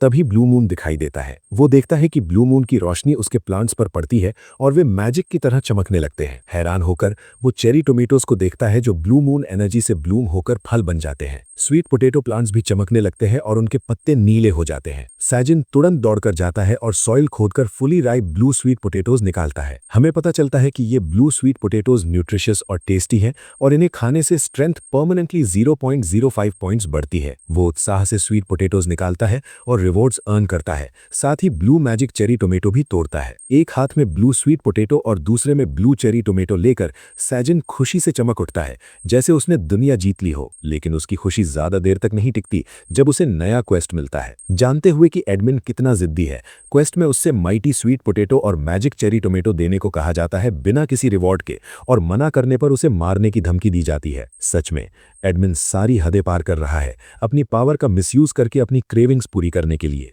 एक ही समय पर 2 क्वेस्ट्स मिलने पर हमारा एमसी अपनी जान रिस्क में नहीं डालना चाहता और क्वेस्ट पूरा करता है। चेरी टमेटोज से भरी एक बास्केट ऑफर करता है। इससे एडमिन खुश हो जाती है क्योंकि अब वो ऑर्डर्स फॉलो कर रहा है। हालांकि एडमिन बक और शिकायत करने लगती है कि चेरी टमेटोज रिक्वायर्ड अमाउंट में नहीं है और उसे वार्निंग देती है कि अगली बार उसे सही अमाउंट ऑफर करना होगा। फ्रस्ट्रेटेड होकर वो प्रॉमिस करता है कि बाकी चेरी टमेटोज किसी और समय देगा और थोड़ा और टाइम मांगता है। इसके बाद सजन ब्लू चेरी टमेटो अपने मुंह में डालता है और उसके स्वीट टैंगी फ्लेवर से प्यार करने लगता है, जो उसे फिर से फायरवर्क्स वाली समर नाइट की याद दिलाता है। हमारा एमसी इंतजार नहीं कर पाता और स्वीट पोटैटो को स्टीम करना शुरू कर देता है और फॉइल्स ना होने पर वो उसे super helpful green onion leaves से रैप करता है। स्वीट पोटैटो खाने के लिए इम्पेशेंट होकर सजन ईगरली डिलिशियस मील के पकने का इंतजार करता है। ब्लू मून भी खत्म हो जाता है और बनी गैंग अपने घर से बाहर आती है, उसे कंफ्यूजन से देखते हुए। वो खुशी से बनीज को इनवाइट करता है कि वे उसके साथ स्वीट पोटैटो खाएं, जो ब्लू मून एनर्जी से लूडेड है। Bunnies perfectly cooked steaming hot sweet potato को देखकर मेस्मराइज्ड हो जाते हैं, लेकिन डैडी बनी उसे खाने से मना कर देता है। बनी एक सच्चे आदमी की तरह बिहेव करते हुए सजन से कहता है कि वो स्वीट पोटैटो खुद ही खा ले क्योंकि उनके पास सिर्फ एक ही है। खुशी से रोते हुए हमारा एमसी उसकी काइंडनेस एक्सेप्ट करता है, खुद ही स्वीट पोटैटो खाता है और ये फैक्ट छुपा लेता है कि उसने पहले ही पूरा स्वीट पोटैटो अकेले खा लिया था। फ्रेशली कुक्ड स्वीट पोटैटो खाते हुए सजन स्टीमिंग हॉट मील को बाइट करता है और अपनी जीभ जला लेता है। जैसे ही वो स्वीट पोटैटो गिराता है, बनीज मौका देखकर उस क्रम्चुअस स्वीट पोटैटो का बाइट ले लेते हैं। Baby bunnies super hot sweet potatoes थूक देते हैं, जबकि हमारा बेचारा एमसी अपना मील खोने पर दुखी होता है। लंबा दिन खत्म होता है क्योंकि सजन फियर्सली हॉट डिनर बैटल खत्म करता है और अपनी सर्वाइवल डायरी बनाता है। एक नया दिन शुरू होता है और नए एडवेंचर्स भी। हमारा एमसी अनाउंस करता है कि वे स्वीट पोटैटो स्टेम्स उगाना शुरू करेंगे, जबकि बेबी बनीज स्टेम्स चबाने लगते हैं। वो स्ट्रिक्टली बनीज को फिलहाल स्वीट पोटैटो लीव्स खाने तक रिस्ट्रिक्ट करता है और बेचारे छोटे बनीज पैनिक करने लगते हैं क्योंकि फास्ट ग्रोइंग स्टेम्स उनका फेवरेट स्नैक बन चुके हैं। बनीज को अपनी बात मनवाने के लिए वो किड्डोज को एक एंटाइसिंग ऑफर देता है और कहता है कि अगर वे स्टेम्स खाना बंद कर दें तो उन्हें डिनर में स्वीट पोटैटोज मिलेंगे और अगर वे प्लांटिंग में मदद करेंगे तो स्पेशल स्नैक भी मिलेगा। लगता है सजिन फार्म एक्सपैंड कर रहा है, स्टेम्स को तेजी से ग्रो करवाकर बेबी बनीज को स्पेशल स्नैक्स देकर काम पे लगा रहा है। बनीज इस इररेजिस्टिबल ऑफर के जाल में फंस जाते हैं। बेबी बनीज को काम पे लगाकर वे स्टेम्स लगाना शुरू कर देते हैं। इस बीच वाइफी बनी क्यूट एप्रन पहनकर ग्रीन अनियंस काटती है। सजिन उससे कहता है कि एक ग्रीन अनियन लीफ छोड़ दे ताकि फ्लावर से सीड निकाला जा सके। हबी बनी स्टेम्स को पानी देता है और बाकी बनीज पूरी एफिशिएंसी के साथ सॉइल खोदते हैं और स्टेम्स प्लांट करते हैं जैसे प्रोज। आखिरकार वे वाइट फार्मर बनीज के बच्चे हैं। स्टेम्स लगाते समय एक बेबी बनी खुद को कंट्रोल नहीं कर पाता, स्टेम को देखकर ड्रूल करता है और उसे खाने लगता है। जैसे ही वो बाइट लेता है, डैडी बनी उसे रूल्स तोड़ने पर मारता है। सजिन डैडी बनी को एक ग्रेट फादर मानता है जो अपने बच्चों को कंट्रोल में रखता है। दूसरी तरफ हमारा MC magic cherry tomatoes harvest करता है वोवन बास्केट में और रिवॉर्ड्स पाता है, लेवल 8 तक पहुंचता है। फिर वो रिवॉर्ड्स मिलने के बाद हार्वेस्टिंग रोक देता है और अपने और बनीज के लिए प्रॉमिस्ड स्नैक्स बनाना शुरू करता है। इस बीच एडमिन स्टेल्थली उसे देखती है जब वो चेरी टमेटो स्टिक्स बना रहा होता है, ये सोचते हुए कि वो इस बार क्या बनाएगा। जैसे ही सजिन पीछे मुड़ता है, वो एडमिन को पकड़ लेता है जो पीछे से स्नीक कर रही थी। स्पेशल स्नैक तैयार करते हुए वो बनीज को खाने के लिए बुलाता है। बनीज एक्साइटेड होकर उसकी तरफ दौड़ते हैं और हमारा talented MC special barbecued cherry tomato bone skewers present करता है। ये स्क्यूअर्स क्लीन पिराना बोन्स से बने होते हैं और बारबेक्यू उन्हें और फ्लेवरफुल बना देता है, जिससे फ्रूट और स्वीट और टेंडर लगता है। बनीज खुश हो जाते हैं और उस क्रम्चुअस स्नैक का बाइट लेते हैं और सजिन इन्हें on the go snacks declare करता है। फ्लेवरफुल स्नैक खाते हुए हमारा एमसी स्वीट पोटैटोज हार्वेस्ट करने लगता है। 15 स्वीट पोटैटोज हार्वेस्ट करके उसे एहसास होता है कि ये 5 गुना बढ़ रहे हैं। ये माइटी स्वीट पोटैटोज न्यूट्रिएंट्स और फ्लेवर से भरे होते हैं। इन्हें खाने पर 10 ग्राम्स बॉडी फैट डिसॉल्व होता है और 10 मिनट के लिए स्ट्रेंथ 0.1 पॉइंट बढ़ती है। लेकिन नॉन अवेकेंड पर्सन के लिए ये 10 ग्राम्स बॉडी फैट डिसॉल्व करते हैं और डाइजेशन में मदद करते हैं। बाकी स्टेम्स को देखते हुए वो खुद उन्हें बोता है और रिवॉर्ड नोटिफिकेशन मिलने पर कुछ इंपॉर्टेंट सीखता है। हमारा एमसी समझता है कि रिवॉर्ड्स पाने के लिए उसे फेमिलियरिटी बढ़ाने के लिए सब कुछ खुद प्लांट करना होगा। वो घबराकर बनीज को स्टेम्स लगाना बंद करने का आदेश देता है, कहता है कि वो खुद करेगा। अगले सीन में हम डंजन ड्रैगन को उसके कोजी घर में देखते हैं, हर्थ में बड़ी आग पर चेरी टमाटो स्क्यूअर्स रोस्ट करते हुए। वो उन्हें चबाते हुए महसूस करती है कि बाहर से बिटर और अंदर से स्वीट है और मैजिक क्रिस्टल बॉल से सजिन को देखती रहती है। डंजन एडमिनिस्ट्रेटर गुस्से में आ जाती है जब वो सजिन को खुश देखती है, जो उसके बिना बनीज के साथ स्वीट पोटैटो एंजॉय कर रहा है। हमें पता चलता है कि डंजन एडमिनिस्ट्रेटर का नाम एलिन प्रतानी है, the great black dragon. Farmer gang sweet potato खाता है और हमारा एमसी एक एक्स्ट्रा क्वेस्ट पाता है जो एलिन ने गुस्से में भेजा है। क्वेस्ट कहता है कि तुरंत रोस्टेड स्वीट पोटैटो एडमिन को दो और डिले करने पर वो उसे मार देगी। सिर्फ एक रोस्टेड स्वीट पोटैटो बचा होने पर सजिन स्मार्ट बनता है और बदले में रिवॉर्ड मांगता है। एलिन क्वेस्ट को रिकंसिडर करती है और नया ऑफर भेजती है, एक स्वीट पोटैटो के बदले 2 ऑक्यूपेशनल एबिलिटीज। हमारा एमसी सेटिस्फाइड होता है और क्वेस्ट पूरा करता है, जिससे उसे सीड स्टोर का एक्सेस मिलता है। रिवॉर्ड मिलने के बाद सजिन सीड स्टोर एक्टिवेट करता है, जिससे वो हर 30 दिन में प्रोडक्ट्स खरीद सकता है। वो हैरान होता है कि अब वो डंजन में सीड स्टोर से चीजें खरीद सकता है। वो कंप्लेन करता है कि एडमिन ने ये एबिलिटी पहले क्यों नहीं दी और सीड स्टोर एक्टिवेट करता है। दुर्भाग्य से कोई ट्रांजैक्शन हिस्ट्री नहीं है। डंजन मनी ना होने पर वो पैनिक करता है कि वो ट्रांजैक्शंस कैसे करेगा। इस प्रॉब्लम को सॉल्व करने के लिए एलिन उसे हेल्प करती है और एक न्यूबी ऑफर देती है। सीड स्टोर में एक डंजन कॉइन डिपॉजिट करती है। सजिन खुश होता है क्योंकि वो पहली बार डंजन करेंसी देख रहा है और याद करता है कि रियल वर्ल्ड में एक डंजन कॉइन की कीमत मिलियन होती थी। अपने न्यूबी लेवल पर वो सिर्फ एक टाइप का सीड खरीद सकता है, जिससे चॉइस मुश्किल हो जाती है। सभी सीड्स को देखते हुए जो आउट ऑफ रेंज लग रहे थे, उसके पास सिर्फ एक ही ऑप्शन बचता है, कैरेट्स। ये सुनकर बनीज उसे बड़ी स्पार्कली आंखों से देखते हैं, जैसे उन्हें कैरेट्स की क्रेविंग हो। बनीज पूरी तरह एक्साइटेड हो जाते हैं और साजिन उनके साथ चैंट करने लगता है। अचानक डैडी बनी साजिन के चेहरे पर एक जोरदार किक मार देता है। बनी की किक से घबराकर वो जल्दी से 1000 कैरेट सीड्स खरीद लेता है, जिससे उसे एक सीड स्टोर पॉइंट मिलता है। कैरेट सीड्स एक फैंसी रेड पाउच में आते हैं और बनीज उन्हें देखकर खुश हो जाते हैं। इसके बाद वे कैरेट सीड्स लगाते हैं। डंजन कॉइन से पहली बार कैरेट सीड्स खरीदकर वो इसे अपनी सर्वाइवल डायरी में लिखता है। बाद में हम देखते हैं कि एक बी पत्तों के नीचे से उन्हें स्पाई कर रही होती है। फार्मर बनीज बेसब्री से कैरेट्स के जल्दी ग्रो होने का इंतजार करते हैं, फार्म के पास खुशी से बैठे रहते हैं, जबकि बेबी बनीज फील्ड में इधर उधर दौड़ते हैं। बनीज को इतना ईगर देखकर और बनी कपल को कैरेट फील्ड की तरफ प्यार से देखते हुए साजिन सोचता है कि कुछ दिन हो गए हैं सीड्स लगाए हुए, लेकिन अभी तक वे स्प्राउट नहीं हुए। एक छोटी नैप लेने से पहले वो खुद को याद दिलाता है कि उसे आफ्टरनून में फ्लावर्स को मैन्युअली पॉलिनेट करना है और ग्रीन अनियंस काटने हैं, और फिर एक छोटे बनी के साथ सो जाता है जो उसके ऊपर सो रहा होता है। सोते समय एक बग उसके कान के पास बज करता है, जिससे वो इरिटेट हो जाता है। वो हाथ हिलाकर उसे हटाने की कोशिश करता है, लेकिन हमारा एमसी उस आवाज से अनॉयड होकर उठ जाता है और सोचता है कि ये बेकार बग कहाँ से आया। अचानक एक प्यारी सी छोटी बी सामने आती है, अपनी सुंदर पर्पल आंखों से साजिन को देखते हुए, और हमारा एमसी उसे एक इंसेक्ट मॉन्स्टर समझ लेता है। बी के अचानक आने से कंफ्यूज्ड होकर वो उठता है, जिससे बेबी बनी गिर जाता है क्योंकि उसका पूरा ध्यान बी पर चला जाता है। बी को प्यार भरी नजरों से देखते हुए एक नोटिफिकेशन आता है जिसमें लिखा होता है कि ये एक पॉइजनस हनी बी है। ये पढ़कर उसकी जान निकल जाती है क्योंकि पॉइजनस हनी भी उसके पास आ रही होती है। खुद को बचाने के लिए वो बनीज से पूछता है कि क्या ये बी सच में डेडली है, लेकिन बनीज तुरंत भाग जाते हैं सिचुएशन से निकलते हुए, और बेचारे साजिन को उस डेडली बी के साथ अकेला छोड़ देते हैं। हमारा एमसी डर से कांपता हुआ अकेला रह जाता है, उन धोखेबाज बनीज द्वारा छोड़ा गया। एडमिन बताती है कि ये पॉइजनस हनी बी कार्निवोरस है, जो अपने वेनमस स्टिंगर से एनिमल्स का शिकार करती है और उनका मांस खाती है।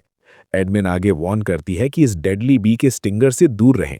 डर के मारे हमारा एमसी हनी बी से खतरा महसूस करता है क्योंकि वो मांस खाती है। वो तुरंत उस पॉइजनस इंसेक्ट मॉन्स्टर से दूर हटने की कोशिश करता है। मतलब ये एक डेडली हनी बी है जिसके पास वेनमस स्टिंगर है जो किसी को भी डरा सकता है। अचानक पॉइजनस हनी बी गुस्से में आ जाती है और उसकी आंखें लाल हो जाती हैं। हमारा एमसी मदद के लिए चिल्लाता है, बी से उसे ना मारने की विनती करता है और जमीन पर गिर जाता है। फ्लावर फील्ड में गिरते हुए जहां भागने की कोई जगह नहीं होती, वो एक फूल पकड़ता है और डरते हुए अपना हाथ बी की तरफ बढ़ाता है। बी शांत हो जाती है, फूल को इंस्पेक्ट करती है और उसे सूंघने लगती है। आखिरकार हनी बी फूल का नेक्टर पीती है और अब वो डेडली मॉन्स्टर खुश लगती है, जबकि हमारा एमसी सोचता है कि क्या ये सच में कार्निवोरस है क्योंकि उसमें नेक्टर पिया। 1 मिनट में उसे समझ आता है कि हनी बी ने पॉलिनेशन कर दी है। इससे पॉइजनस हनी बी का डर कम हो जाता है, जो अब हार्मलेस लगती है। हमारा एमसी बी को बुलाता है और उसे फ्लावर फील्ड्स की तरफ भेजता है ताकि वो पॉलिनेशन करे। इस तरह बी पॉलिनेशन करती है, अपना पेट भरती है और साजिन का कुछ काम भी कम हो जाता है। हनी बी जैसे ही फ्लावर्स की तरफ जाती है, एक एक्साइटिंग रश महसूस होता है और हमारा एमसी खुश हो जाता है क्योंकि अब उसे टोमेटो फ्लावर्स मैन्युअली पॉलिनेट नहीं करना पड़ेगा, जिससे उसकी बैक में दर्द होता था। इसी बीच बनी गैंग वापस आती है और चट्टान के पीछे छिपकर साजिन को देखती है। बनीज को ग्रीट करते हुए वो उन्हें ताना मारता है कि उन्होंने उसे अकेला छोड़ दिया और उन्हें सेल्फिश कहता है। अब भी बनी गैंग से नाराज हनी बी पॉलिनेशन करके वापस आती है। ये सोचकर कि बी ने पेट भर लिया है, वो उसके पास आती है, उसकी शर्ट पर बैठकर सो जाती है। उसे क्यूट पाकर वो उम्मीद करता है कि उसे पॉइजन से स्टिंग ना मिले, और वो हिले बिना रहता है जबकि बी उस पर आराम करती है और बनीज उसे फैसिनेशन से देखते हैं। वो हनी बी को अपनी सर्वाइवल डायरी में एक नए फैमिली मेंबर के रूप में शामिल करता है। अगले दिन हम देखते हैं कि फार्म पके हुए रेड चेरी टोमेटोज से भर गया है। लगता है साजिन ने डंजन में 120 दिन बिता दिए हैं, दीवार पर हर दिन मार्क करते हुए। एक शांत दिन फार्म पर चमकता है। बनीज प्लांट्स का ख्याल रखते हैं, सीड्स को पानी देते हैं, जबकि हमारा MC freshly ripe cherry tomatoes harvest करता है। बेबी बनीज के काम में बाधा डालने से परेशान होकर अंकल साजिन उन्हें कहीं और खेलने भेज देता है। जब वो बेबी बनीज को साथ खेलते देखता है तो वो मुस्कुराता है, उसे अपने बचपन की याद आ जाती है। बाद में हनी बी भी उनके साथ जुड़ जाती है, साजिन के शोल्डर पर बैठकर। फिर वो बताता है कि पॉइजनस हनी बी कुछ हफ्तों से डंजन में आ जा रही है। वो सुबह आती है, सारा मेहनती हनी सकिंग काम करती है और शाम को फॉरेस्ट वापस चली जाती है, शायद अपने बी हाइव में। हमें ये भी पता चलता है कि हनी बी ने कुछ दिन पहले अपना हनी बनाना शुरू किया है, जो इंटरेस्टिंग है। बाद में लंच टाइम शुरू होता है और हमारा एमसी बनीज को खाने के लिए बुलाता है। बनीज अपनी कुक्ड फिश खाते हैं, जबकि साजिन रोस्टेड ग्रीन अनियन लेता है जिस पर हनी डाली जाती है। इसे हनी ग्रीन अनियंस कहा जाता है, फ्रेश ग्रीन अनियंस जिन पर हनी की लेयर होती है जो स्वीट और सेवरी टेस्ट को बढ़ाती है। जब वो इस स्वाद में खो जाता है, बनीज भी इसके टेस्ट से हैरान रह जाते हैं। हमारा एमसी राहत महसूस करता है क्योंकि अब बी हार्मलेस लगती है और हनी भी पॉलिनेशन और हनी देने में बहुत यूजफुल है, जिससे फार्म तेजी से एक्सपैंड हुआ है। साजन हनी ग्रीन अनियंस के स्वाद से बाहर नहीं निकल पाता, सोचता है कि कुछ महीनों में वो खुद को बियर की तरह हनी में डुबो सकता है। एडमिन चुपके से उसे देखती है और उसे चीयर करती है। इसी बीच साजिन दीवार पर मार्क करता है और नोटिस करता है कि ब्लू मून करीब आ रहा है। वो नर्वस हो जाता है, पिछले सोलर एक्लिप्स के इंसिडेंट्स को याद करते हुए उम्मीद करता है कि सब सेफली गुजर जाए। जैसे ही ब्लू मून डे आता है, साजिन स्टोरेज से कुछ रेड चेरी टोमेटोज निकालकर वोवन बास्केट में रखता है। ये सोचकर कि हनी भी अभी तक नहीं आई, वो मानता है कि शायद वो ब्लू मून के लिए तैयार हो रही है और बनीज को घर लौटने के लिए अलर्ट करता है। लेकिन जैसे ही हमारा एमसी टोमेटो बास्केट उठाता है, उसे कुछ अजीब लगता है। वो देखता है कि फार्मर बनीज और बेबी बनीज एक दूसरे को कसकर पकड़े हुए हैं, अजीब बिहेव कर रहे हैं। कंफ्यूजन में उन्हें देखते हुए बनी कपल अचानक अपने घर की तरफ भाग जाते हैं, बेबी बनीज को पीछे छोड़कर। ब्लू मून शुरू होने वाला होता है और साजन इस सिचुएशन से कंफ्यूज्ड हो जाता है, देखते हुए कि बेबी बनीज को उनके पेरेंट्स ने बाहर छोड़ दिया है। जैसे ही ब्लू मून उगता है और उसकी रोशनी उस पर पड़ती है, हमारा एमसी पीछे मुड़कर बेबी बनीज को देखता है और कुछ भयानक नोटिस करता है। वो देखता है कि ब्लू मून लाइट पड़ते ही बेबी बनीज मॉन्स्टर्स में बदलने लगते हैं और वाइल्ड हो जाते हैं। इस भयानक स्थिति को देखते हुए अचानक एक तेज रोशनी उसके चेहरे पर चमकती है। लगता है बनीस के साथ कुछ हो रहा है। वो सोचता है कि सब खत्म हो गया, लेकिन पता चलता है कि बेबीज बड़े हो गए हैं और ब्लू मून एनर्जी की मदद से व्हाइट फार्मर बनीज में ट्रांसफॉर्म हो गए हैं। हमारा एमसी समझता है कि अब बनीज बड़े हो गए हैं क्योंकि उनका कोट अपने पेरेंट्स जैसा हो गया है और ये उनका 5वां ब्लू मून, उनका अडल्टिंग रिचुअल था। अब 4 व्हाइट ग्रोन अप बनीज और एक ब्लैक कोट वाला ग्रोन अप बनी दिखाई देता है। इस अचानक घटना से कंफ्यूज होकर कमजोर दिल वाला अंकल सेजुन रोने लगता है, सोचते हुए कि उनके साथ कुछ हो गया। ग्रोन अप फार्मर बनीज उसे शांत करते हैं और हमारा एमसी उन्हें जोर से हक करने चला जाता है। वो बनीज को स्मूच करता है, जो मुश्किल से उससे बच पाते हैं। उन्हें डराने का स्वीट रिवेंज लेते हुए ग्रोन अप्स उसके प्यार भरे कडल्स से बचने के लिए भागने लगते हैं। आखिरकार ब्लू मून खत्म हो जाता है और फार्मर बनीज अपने घर से बाहर आते हैं। अंकल सेजून और ग्रोन अप बनीज को आग के पास बैठे देखते हैं।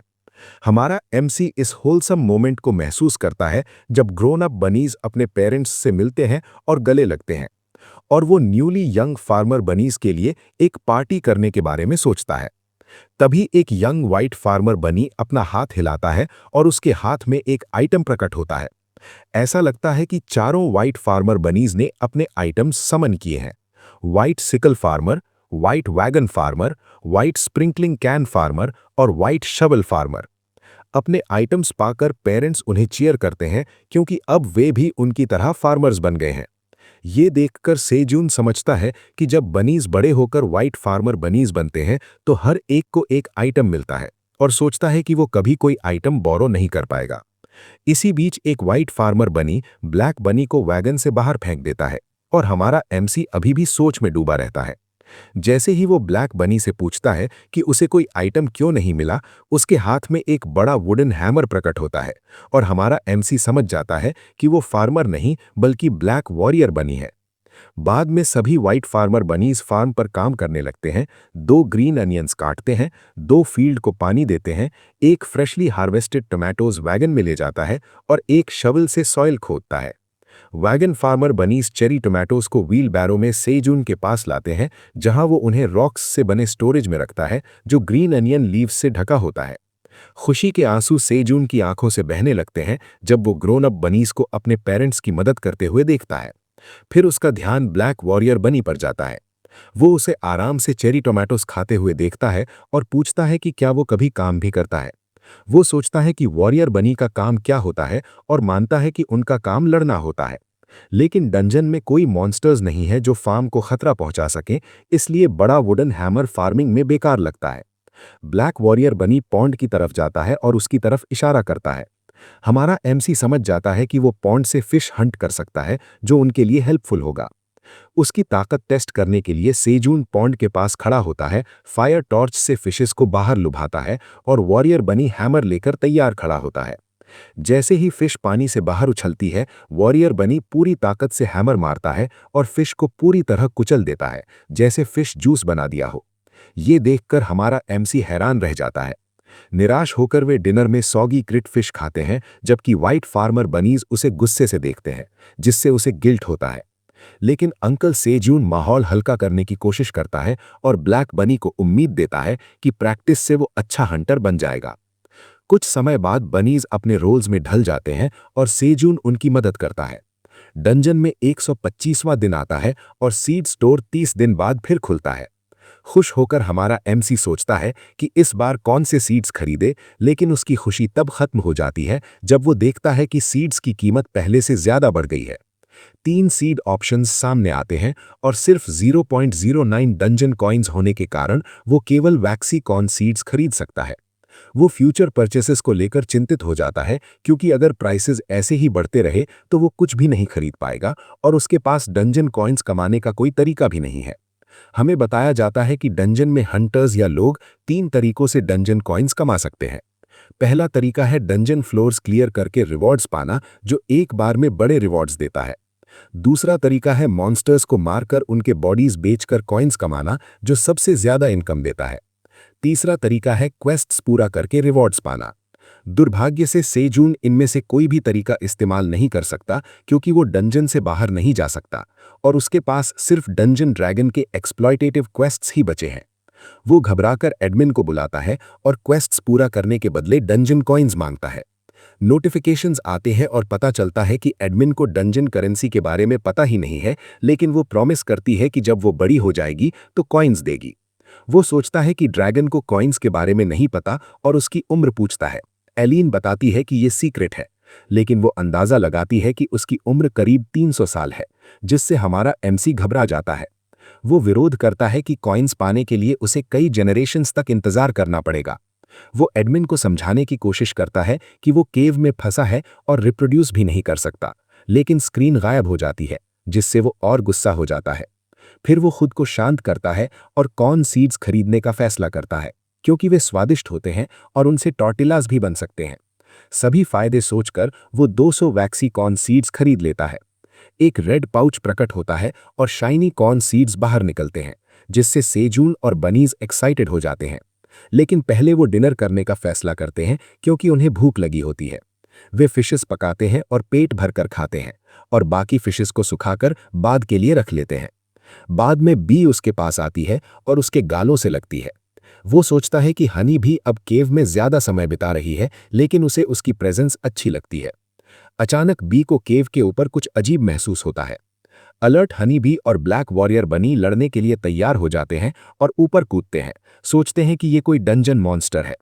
लेकिन वो छोटे पाव्स निकलते हैं जो उन्हें रुकने के लिए कहते हैं और बताते हैं कि वो उनका खाना चुराने नहीं आया। असल में वो कैट होती है जो केव में पहुंच गई है और बनीज डर से कांपने लगते हैं। सेजून कैट से पूछता है कि वो यहाँ क्यों आई है। क्यूट ग्रीन केप पहने कैट सुपर हीरो की तरह केव में कूदती है। कैट अपना परिचय देती है, उसका नाम ताओ है और वो एक पेडलर है और अपने कस्टमर पार्क सेजिन को ग्रीट करती है। पेडलर कैट से मिलकर सेजिन इस पल को अपने सर्वाइवल डायरी में जोड़ता है, याद करते हुए कि उसने टावर्स पर चढ़ते समय पेडलर से मिलने के बारे में सुना था, लेकिन कभी पेडलर कैट के बारे में नहीं सुना। टाओ के soft chubby cheeks, sparkly wide eyes और स्क्विशी पॉज का एनालिसिस करते हुए, जिनसे कोई भी खेलने से खुद को रोक नहीं सकता, हमारा एमसी उस क्यूट कैट पर फिदा हो जाता है। पता चलता है कि सेजन एक कैट पर्सन है। कैट के सामने कूल बनने की कोशिश करते हुए और अपनी फीलिंग्स छुपाते हुए वो टाओ से पूछता है कि वो क्या चाहता है। इस पर टाओ जवाब देता है कि उसे पता चला है कि सेजन सीड स्टोर का नया मेंबर बन गया है। कैट झुककर उसे एक डील प्रपोज करता है। कैट अपने बैग से कुछ सामान निकालता है, लेकिन थोड़ी देर बाद उसका पेट गुर्राने लगता है। टाओ अपने कस्टमर के सामने इस अनप्रोफेशनल एक्ट के लिए माफी मांगता है, बताते हुए कि उसने कई दिनों से कुछ नहीं खाया है। ये सुनकर सेजन के चेहरे पर एक स्नीकी ग्रिन आ जाती है और वो कैट को ग्रिल्ड फिश ऑफर करता है। फ्रेशली ग्रिल्ड फिश को देखते ही टाओ की आंखें पहले से भी बड़ी हो जाती हैं। लगता है उसने पहले कभी फिश नहीं देखी और वो इस स्वादिष्ट मील को खाने के लिए बेताब है। ग्रिल्ड फिश को देखकर लार टपकाते हुए टाओ उसे खाने से मना कर देता है, कहता है कि वो अपने कस्टमर का खाना नहीं ले सकता। लेकिन लगता है कि सेजन के दिमाग में कुछ और ही है, क्योंकि वो पीछे नहीं हटता और कैट को फिश लेने के लिए उकसाता है। ग्रिल्ड फिश को उसके चेहरे के पास ले जाकर उसे टेम्प्ट करता है। वो खाने को टाओ के पास लाकर कहता है कि वो perfectly cooked wonderfully succulent fish की खुशबू ले, और पूछता है कि एक कैट होने के नाते वो इस स्ट्रॉन्ग फिशी अरोमा को कैसे रेजिस्ट कर सकता है। टाओ डेस्परेट आंखों से फिश को देखता है, अपनी पेशेंस को टेस्ट करता हुआ। वो खुद को रोक नहीं पाता और ग्रिल्ड फिश पकड़ लेता है, मुंह से लार टपकाते हुए। सेजन के इस इररेजिस्टिबल एक्ट की वजह से कैट फिश खा लेता है और वो उसके लिए बार बार फिश ग्रिल करता रहता है, टाओ की एपेटाइट के प्रति कंपैशनेट होते हुए। जब टाओ हमारे एमसी द्वारा बनाई गई 5 ग्रिल्ड फिश खा लेता है तो कैट जमीन पर लेट जाता है, अपना पेट पूरी तरह भरकर। कैट इस स्वादिष्ट मील के लिए बेहद ग्रेटफुल होता है और उसकी हॉस्पिटैलिटी की तारीफ करता है, ये सोचते हुए कि वो इसे कैसे रीपे करे। काइंड वर्ड्स एक्सचेंज करने के बाद सेजन टाओ को एक डील प्रपोज करता है, उससे 0.5 डंजन कॉइन्स मांगते हुए। कैट कंफ्यूज हो जाता है, लेकिन हमारा एमसी साफ करता है कि वो उससे उसके खाए हुए खाने के पैसे मांग रहा है। ये सोचकर कि खाना फ्री था, चालाक केव पर्सन टाओ को बताता है कि फ्री लंच जैसी कोई चीज नहीं होती और उसे याद दिलाता है कि वो यहाँ डील के लिए आया है। सेजिन अपने प्लान में बेचारे कैट को फंसा लेता है और टाओ से पूछता है कि क्या वो बस अपने कस्टमर का खाना खाकर ऐसे ही चला जाता, जबकि वॉरियर गाइड उसके पीछे हैमर पकड़े खड़ा होता है। बेचारा कैट उसे मांगी गई रकम दे देता है और हमारा एमसी एक्साइटेड हो जाता है क्योंकि उसने डंजन कॉइन्स कमा लिए हैं। लगता है टाओ द पेडलर कैट को हमारे एमसी ने स्कैम कर दिया। टाओ अपने फैसले पर पछताता है और सोचता है कि वो अपने कस्टमर से पैसे कमाने आया था, लेकिन उल्टा अपने पैसे दे बैठा। लगता है उसका बिजनेस शुरू होने से पहले ही गिर गया। दृढ़ निश्चय के साथ वो फिर से किसी का आसान शिकार न बनने का फैसला करता है और सेजन को कुछ बेचने का निर्णय लेता है, अपने बैग से आइटम्स निकालते हुए। टाओ नए आइटम्स पेश करता है जो उसने डंजन के दूसरे फ्लोर से खरीदे थे, जिनमें एक कंटेनर, मिनी फैन और पॉकेट हैंड वार्मर शामिल है, जिनकी कीमत 5 डंजन कॉइन्स ईच है। सेजन सोचता है और अंदाजा लगाता है कि ये आइटम्स बाहर की दुनिया जैसी चीजें हैं। कैट आगे बढ़कर उनके मैजिक फीचर्स समझाता है, कहता है कि कंटेनर एक मैजिक प्रिजर्वेशन है जो हॉट टेम्परेचर को भी मेंटेन रखता है, या फिर दावा करता है कि ये आइटम्स ट्रैश है। अपने आइटम्स के बारे में ऐसी डिसरिस्पेक्टफुल बातें सुनकर कैट गुस्से में आ जाता है, क्योंकि उसके वैल्यूएबल आइटम्स को ट्रैश कहा जा रहा है, जबकि उनकी तारीफ होनी चाहिए। इस पर सेजन बताता है कि वो आउटसाइड वर्ल्ड से आया है और स्वीकार करता है कि ये कोई मैजिक आइटम्स नहीं है, बल्कि ऑर्डिनरी रियल वर्ल्ड गैजेट्स हैं, उनके पीछे की रियल साइंस और उनके काम करने का तरीका समझाते हुए। कैट इसका विरोध करता है, सेजन द्वारा उसके आइटम्स की सच्चाई उजागर करने को नकारते हुए। वो ये भी बताता है कि स्कैरम नाम के एक गॉब्लिन ने उसे बताया था कि ये मैजिक आइटम्स हैं। जब कैट अपनी दुखद कहानी सुनाता रहता है, मिनी फैन की बैटरी खत्म हो जाती है। टाओ फैन को चलाने की कोशिश करता है, लेकिन बुरी तरह फेल हो जाता है और हमारा एमसी कहता है कि स्कैरम नाम के इस व्यक्ति ने उसे झूठ बोलकर बेकार आइटम्स खरीदने के लिए ट्रिक किया।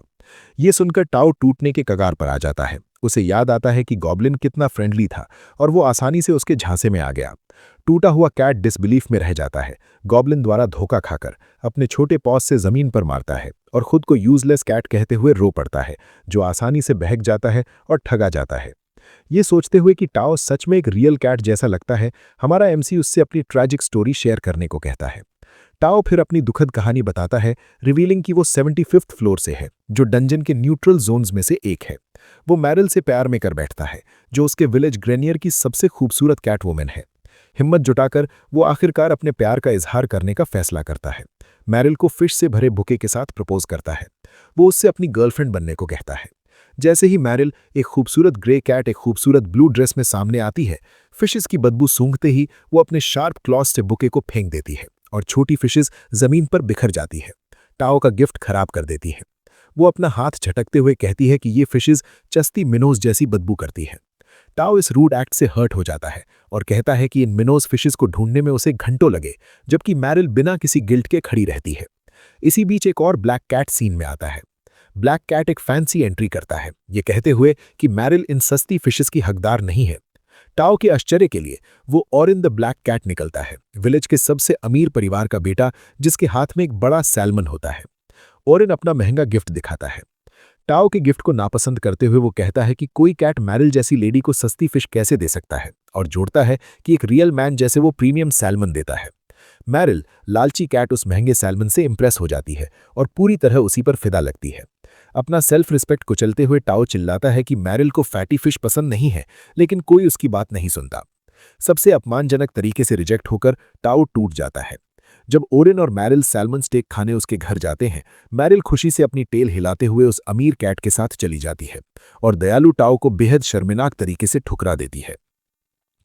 लेकिन कहानी यहीं खत्म नहीं होती। जब टाओ उनका पीछा करता है और मैरिल का हाथ पकड़ लेता है, उसे जाने से मना करते हुए, टाओ ड्रामेटिक तरीके से बिहेव करता है, मैरिल को उनके साथ बिताए पलों की याद दिलाता है और पूछता है कि क्या उन मेमोरीज का उसके लिए कोई मतलब नहीं था।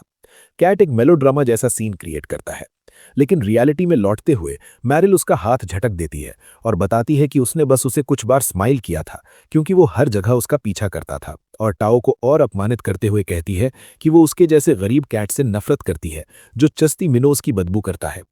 ये दर्दनाक शब्द सुनकर बेचारा टाओ रो पड़ता है।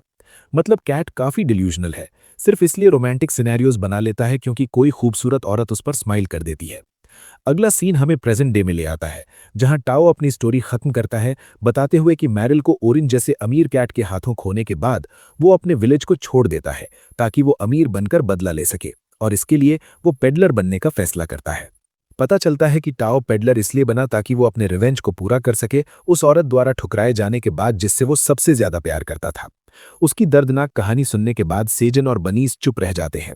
बेचारी कैट ने अपनी पूरी जिंदगी की सेविंग्स 50 डंजन कॉइन्स मर्चेंट बनने के क्रेडेंशियल्स पाने में लगा दी, और फिर उस ईविल लुकिंग गॉब्लिन द्वारा ठग लिया गया जिसने उसे बेकार आइटम्स खरीदने के लिए बहकाया जो उसने अपने बचे हुए 5 डंजन कॉइन्स में खरीदे। टाओ अपनी स्कैम स्टोरी और उस ईविल गॉब्लिन के बारे में बताता है। ये सब एक बार में शुरू होता है जहां एक ब्लैक फीमेल गाइड आकर्षक कपड़ों में ड्रिंक्स सर्व कर रही होती है। गॉब्लिन उसे ट्रैप में फंसाने के बहाने उसे एक सीक्रेट शेयर करता है, ये बताते हुए कि उसके पास जो आइटम्स है कैट उन्हें डंजन के अपर फ्लोर्स पर ज्यादा दाम में बेच सकता है क्योंकि टॉप फ्लोर के लोग इन चीजों को फन के लिए कलेक्ट करते हैं। हैरान होकर टाओ उससे ये आइटम्स इतनी कम कीमत पर क्यों बेच रहा है पूछता है, जिस पर वो कहता है कि उसे टाओ पसंद है और वो एक जूनियर मर्चेंट के रूप में उसकी मदद कर रहा है। जब टाओ सोचता है, गॉब्लिन उसे मैनिपुलेट करता है, कहता है कि वो ये आइटम्स दूसरे मर्चेंट्स को बेच देगा। इस तरह टाओ उसके ट्रैप में फंस जाता है और स्कैरम द गॉब्लिन से बोनस में एक मैप मिलता है जो नए सीड स्टोर मेंबर को दिखाता है, और उसके बाद गॉब्लिन बार छोड़ देता है। बस ऐसे ही टाओ के पास पैसे खत्म हो जाते हैं और इसी वजह से उसे यहाँ तक आने के लिए खाना तक छोड़ना पड़ा इन आइटम्स को बेचने की उम्मीद में, लेकिन ये सुनने को मिलता है कि ये आइटम्स ट्रैश है और वो अपना कस्टमर खो देता है। बेचारा कैट अपने साथ हुई इन घटनाओं से पूरी तरह टूट जाता है। अगर आपको ये मानवा पसंद आया है तो वीडियो को लाइक करें, चैनल को सब्सक्राइब करें और अपने दोस्तों के साथ जरूर शेयर करें। और हाँ, कमेंट में जरूर बताएं कि क्या आप चाहते हैं कि मैं इस मानवा को आगे कंटिन्यू करूं या नहीं, क्योंकि चैनल पर व्यूज थोड़ा कम हो रहे हैं। आपका सपोर्ट मेरे लिए बहुत जरूरी है। अगर आपको ये वीडियो पसंद आया हो तो लाइक जरूर करें और चैनल को सब्सक्राइब करना बिल्कुल मत भूलिए ताकि आपको अगली वीडियो की नोटिफिकेशन सबसे पहले मिले। तो मिलते हैं आपसे नेक्स्ट वीडियो में, तब तक के लिए धन्यवाद।